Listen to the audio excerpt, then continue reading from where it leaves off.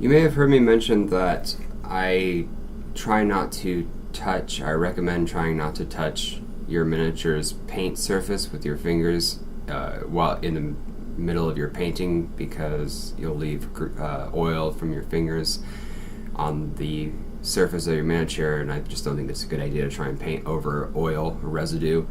You want them to be as clean as possible until you're finished with them and you've sealed or not sealed them.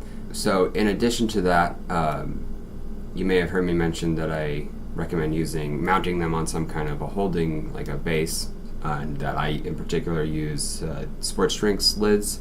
Have worked really well. If you haven't seen that video, I'll link to it here. Another thing that I do to keep my miniatures clean in between painting sessions, you may find that you are in the same situation where I live in an apartment where my kitchen is not separated. So my kitchen is just right over there, my painting station is right here, and people cook with, you're frying grease and stuff.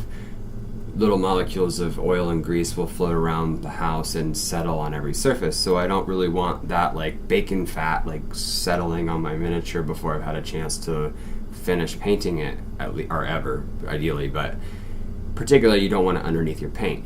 What I've been doing is I've been using these Sterilite bins you can get for $1 pretty much in any supermarket now, and I just, in between painting sessions, take one of them upside down, put it like that. And I also sometimes, what I'll do is I'll have it overhang so my miniatures are inside like this. It's a little bit off camera, but just so that there's an air vent.